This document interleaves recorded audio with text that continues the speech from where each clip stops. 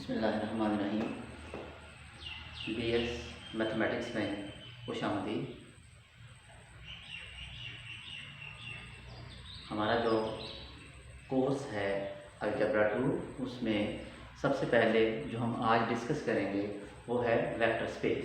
Vector space का topic हम discuss करेंगे और वेक्टर स्पेस का टॉपिक डिस्कस करने से पहले चंद एक छोटी छोटी चीज़ें हैं, पहले हम उनको डिस्कस करेंगे क्योंकि वो इस्तेमाल होनी है, तो हमें उनके बारे में पता होना चाहिए जी। तो वेक्टर स्पेस में सबसे पहले हम इंटरनल कंपोजिशन की बात करते हैं। इंटरनल कंपोजिशन क्या है, then after that we will discuss external composition जी स्टूडेंट्स। तो इंटरनल कंपोजिशन में हमारे पास कोई सेट ए है और उसमें जो ऑपरेशन डिफाइन किया हुआ है वो प्लस के रिस्पेक्ट है। मैं क्या करता हूँ, मैं इस सेट में से कोई से दो एलिमेंट चूज करता हूँ, लेट्स सपोज अल्फा और बीटा, और अगर उन पे मैं वो ऑपरेशन जो है अप्लाई करता हूँ तो मेरे पास कोई तीसरा नया नंबर आ जाता है गैमा। अगर वो गैमा जो है वो सेट ए को बिलोंग करता है, if gamma belongs to the set A, then वो जो हमने ऑपरेशन डिफाइन किया है प्लस के respect is called internal composition for set A जी। तो इसके बाद है internal composition, sorry external composition. External composition में मैं एक सेट लेता हूं बी, उसमें ऑपरेशन डिफाइन किया हुआ है प्लस और डॉट के रिस्पेक्ट जी स्टूडेंट्स। तो मैं ये जो सेट बी है इसमें से कोई स्केलर लेता हूं। क्या लेता हूं? स्केलर। उस स्केलर का नाम हमने ए रख दिया और अल्फा जो वेक्टर है वो मैं सेट ए से लेता हूं। अल्फा मैंने सेट ए में से लिया, अब मैं उस स्केलर को डॉट के रिस्पेक्ट अल्फा से मल्टीप्लाई करता हूं तो मेरे पास एक नया नंबर आता है बीटा। अगर वो बीटा सेट ए को बिलोंग करता है, not set B, set A को बिलोंग करता है, तो मैं कहूंगा वो जो डॉट ऑपरेशन हमने डिफाइन किया है is called external composition for set A जी। नेक्स्ट चलते हैं हम।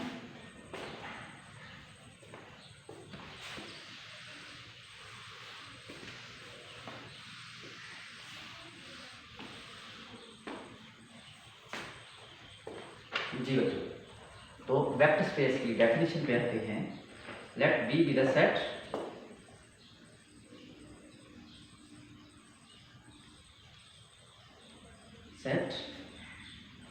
whose elements are called vectors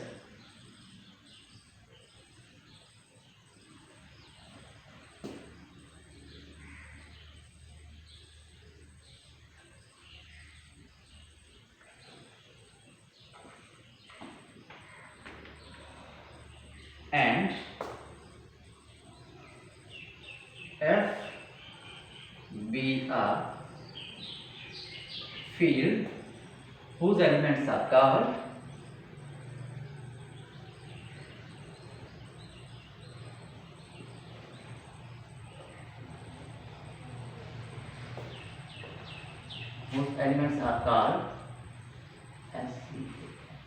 scalars.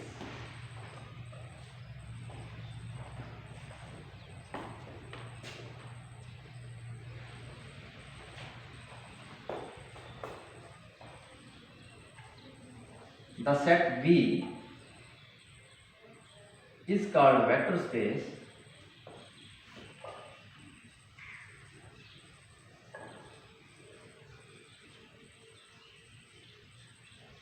फिर हम इस सेट V को, the set V is called vector space कब कहेंगे, और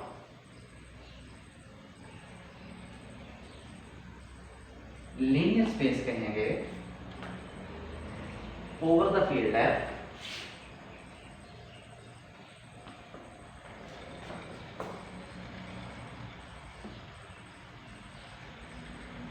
over the field F if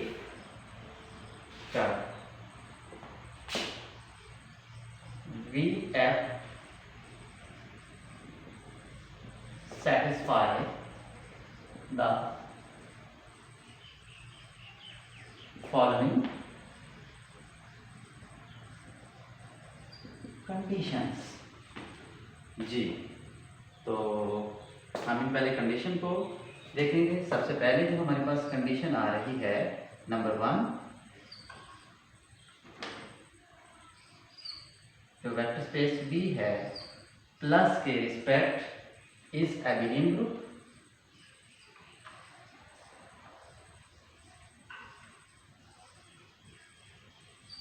is abelian group with respect to internal composition।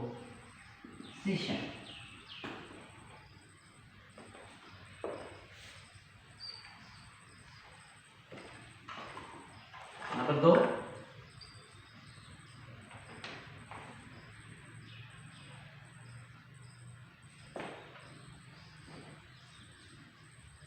Vf is closed under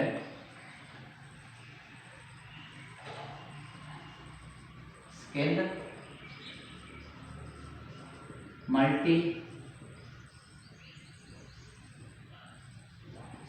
multiplication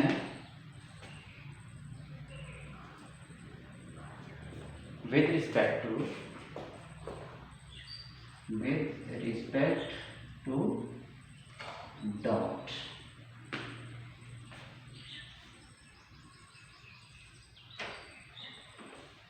यानी कि ये हमारे पास हो गया एक्सटर्नल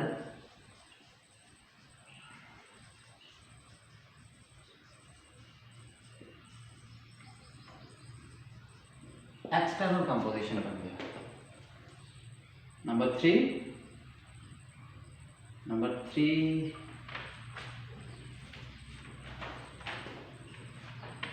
में यहां पे लिखता हूं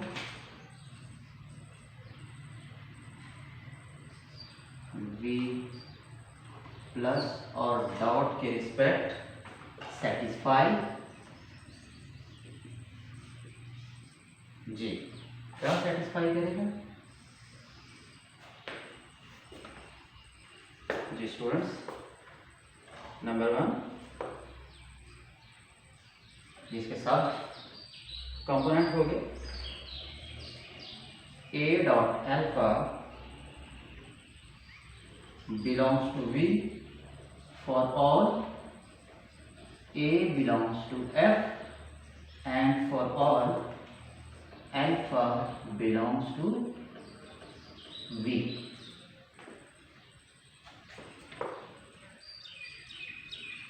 Second, A alpha plus beta is equal to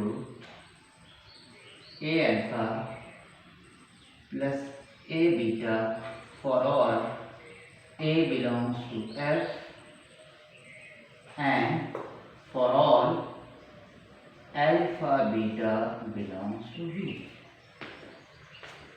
Third one,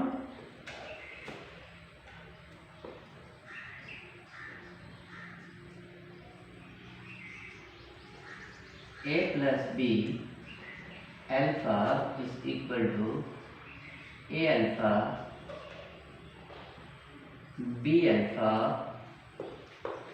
for all A belongs to F and for all alpha beta belongs to V।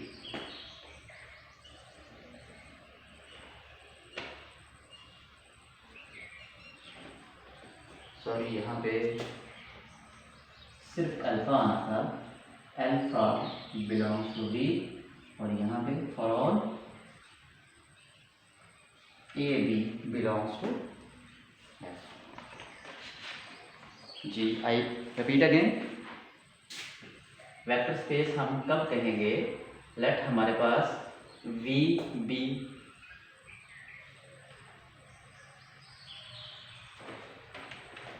Late V be the set, हमारे पास कोई V सेट है whose elements are called vectors, जो V है उसके elements को हमने vector कहना है, एंड F, और F जो हमारे पास कोई फील्ड है उसके एलिमेंट्स को हम स्केलर कहेंगे।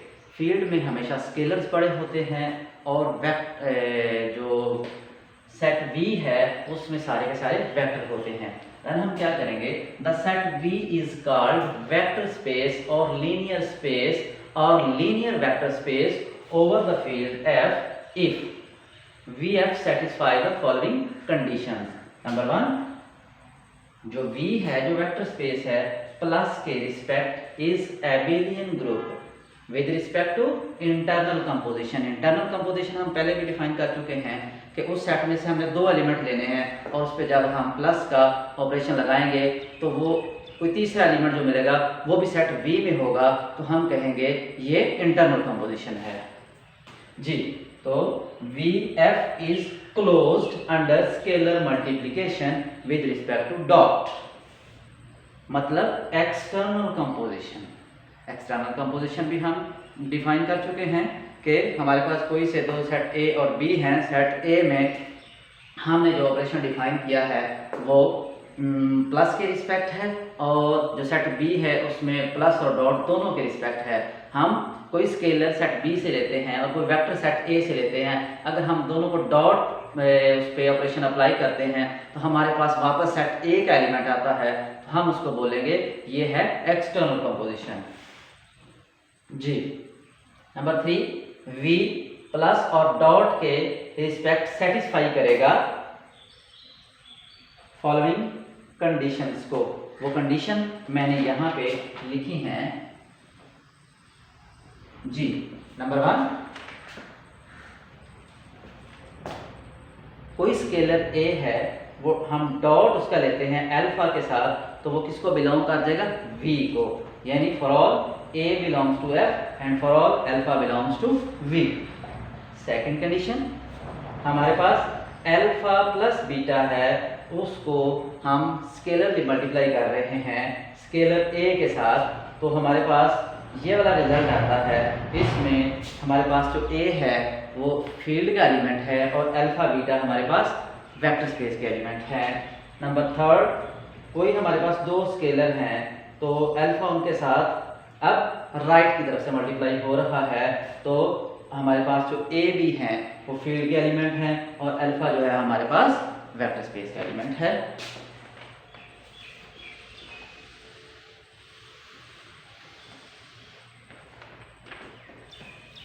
जी। ये थर्ड कंडीशन, यहाँ पे हम लिखेंगे इसकी फोर्थ कंडीशन। वो क्या है, fourth, A B alpha is equal to A alpha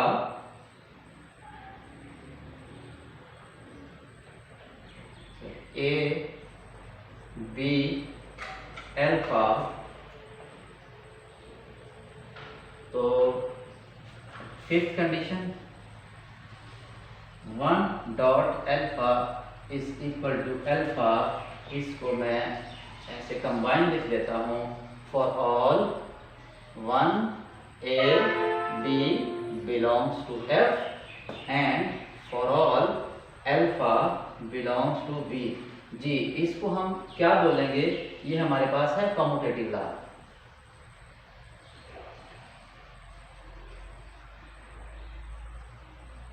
ये राइट और लेफ्ट डिस्ट्रीब्यूटिव लॉ हैं। तो अगर कोई vector space left right distributive law को उसके बाद कम्यूटेटिव लॉ को होल्ड करती है और उसमें स्केलर मल्टीप्लिकेशन भी है, तो हम उसको कहेंगे वो सेट क्या है, वेक्टर स्पेस है जी। तो यहाँ पे जो हम फील्ड इस्तेमाल करेंगे, जो फील्ड हम इस्तेमाल करेंगे उसमें 99.99% जो है वो रियल नंबर इस्तेमाल होंगे और कॉम्प्लेक्स नंबर इस्तेमाल होंगे।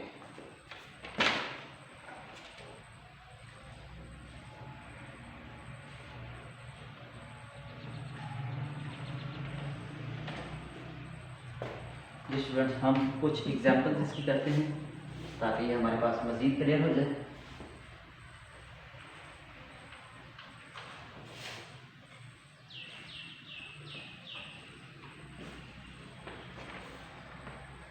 जी स्टूडेंट्स, मैं इसकी एग्जाम्पल करता हूँ।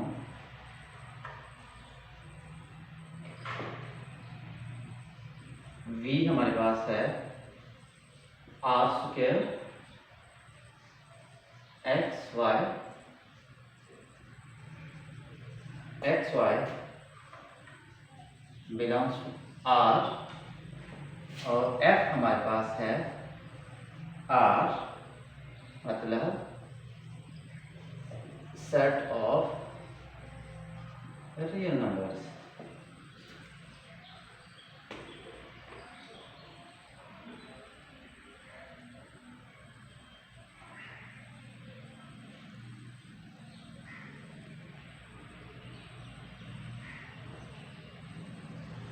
जी, तो पहली कंडीशन यहाँ पे लिखेंगे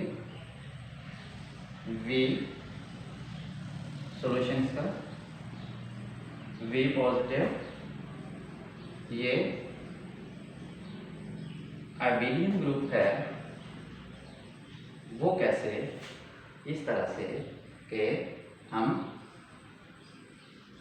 x y कोई एलिमेंट लेते हैं और a b कोई एलिमेंट लेते हैं। आपको पता है ये भी रियल नंबर, ये भी रियल नंबर, ये भी रियल नंबर, ये भी रियल नंबर। तो जब हम इनको प्लस करते हैं तो x प्लस वाई और x plus a, y plus b, ये भी रियल नंबर, ये भी रियल नंबर। तो डिफरेंट रियल नंबर लेके देखें, उनको जब हमने प्लस किया तो हमारे पास आंसर वापस रियल नंबर आता है। तो हम कहेंगे कि ये जो है ये बिलोंग किसको कर रहा है? v। जी, नेक्स्ट हमारे पास है second one, 0, 0 plus x, y। तो हमारे पास आंसर आ गया x, y, this also belongs to set v। तो यहाँ पे हम कह देंगे कि यही इधर क्या है, आइडेंटिटी एग्जिस्ट। जी बच्चों, आइडेंटिटी एग्जिस्ट हो गई और बिलियन ग्रुप भी हो गया। अब नेक्स्ट हम इसको करेंगे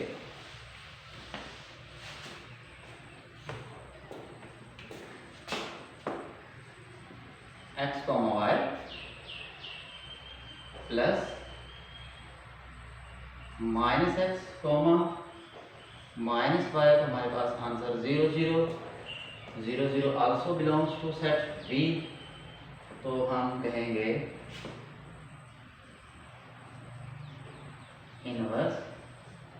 इनवर्स भी एग्जिस्ट करता है। ठीक हो गया जी।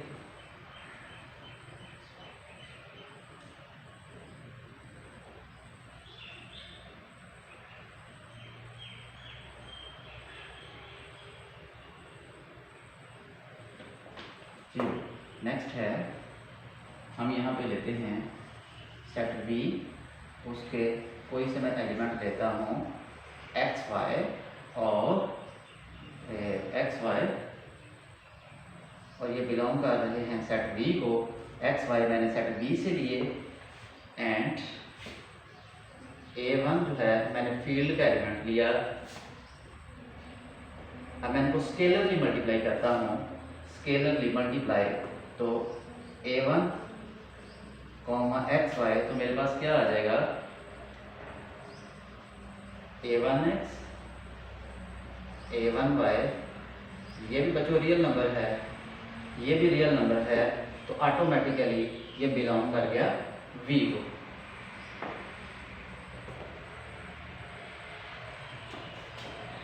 नेक्स्ट हम इसमें वो डिस्ट्रीब्यूटिव लॉ जो है अबेलियन ग्रुप, हमने इसको प्रूव करवा दिया। अब हम इसको दो चीज़ें हमारी रह गई हैं, डिस्ट्रीब्यूटिव लॉ, लेफ्ट और राइट डिस्ट्रीब्यूटिव लॉ। और जी तो मैं यहाँ पे लेता हूँ बेटा अल्फ़ा बीटा। अल्फ़ा के जो एलिमेंट हैं वो मैं ले लेता हूँ x1 y1 और जो बीटा है उसके एलिमेंट x2 y2। तो मैंने एलिमेंट ले लिए और यहाँ पे फील्ड के जो एलिमेंट हैं फील्ड उसमें मैं दो एलिमेंट लेता हूँ a, b। a, b जो है वो मैंने फील्ड के एलिमेंट ले लिए। तो हम इसको लेफ्ट और राइट डिस्ट्रीब्यूटिव दोनों ला यहाँ पे प्रूफ करवाएंगे जी। ए अल्फा प्लस बीटा, इसको हम लिख सकते हैं ए जी। अल्फा को हमने यहाँ पे क्या कहा हुआ है x1 y1 plus x2 y जी। इसको अंदर मल्टीप्लाई कर दें ए x1 y1 a x2 y।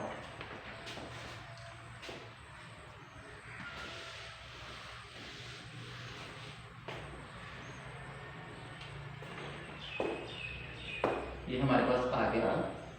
इसको सॉल्व करने के बाद मैं यहाँ पे लिखता हूँ, इसको सॉल्व करने के बाद मैं ऊपर यहाँ पे आ रहा हूँ। ये आ गया हमारे पास a x1 plus a x2 a y1 plus a y2। अगर मैं इसको इसके साथ मिलाता हूँ कॉमे की मदद से तो ये बन जाएगा a x1 वाओ a y1 plus a x2 a y2। यहाँ से मैं कॉमन ले लूँगा a, मेरे पास बच गया x1 y1। यहाँ से भी मैंने a कॉमन लिया तो मेरे पास बच गया x2 y2। तो इसको हम लिखेंगे a। ये हमारे पास क्या बन गया, ये हमारे पास बन गया अल्फा प्लस a, ये हमारे पास बन गया बीटा। तो आप देख सकते हैं कि राइट डिस्ट्रीब्यूटिव लॉ यहाँ पे होल्ड कर चुका है। सेम वे आप लेफ्ट डिस्ट्रीब्यूटिव लॉ भी ऐसे ही होल्ड करवा सकते हैं। जैसे मैं यहाँ पे लिखता हूँ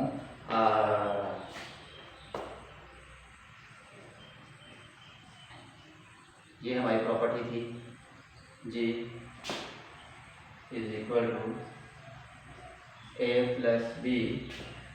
अल्फा को हमने कहा हुआ है x1 y1 जी। तो ये हमारे पास आ गया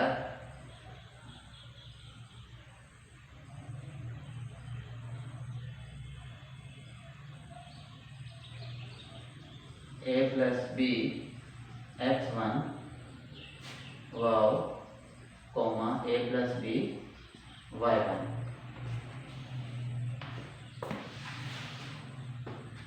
जी नेक्स्ट हमारे पास आ गया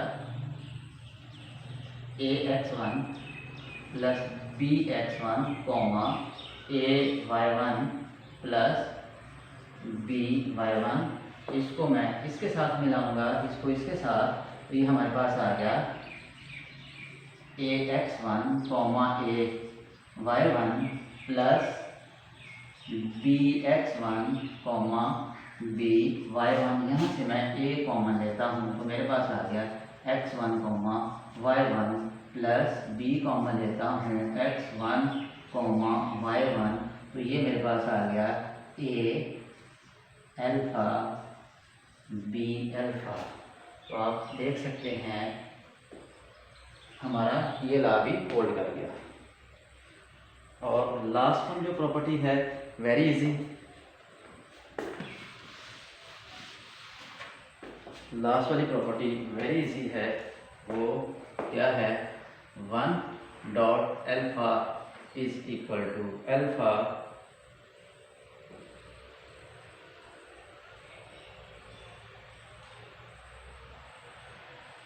और a b alpha is equal to a b alpha. हमने वेक्टर स्पेस की प्रॉपर्टीज़ भी डिस्कस कर ली, वेक्टर स्पेस को डिफाइन भी कर लिया, इंटरनल और एक्सटर्नल कंपोजिशन के बारे में भी आइडिया ले लिया कि वो क्या है।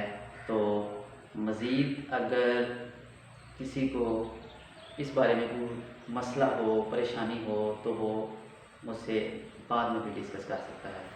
अल्लाह हाफ़िज़।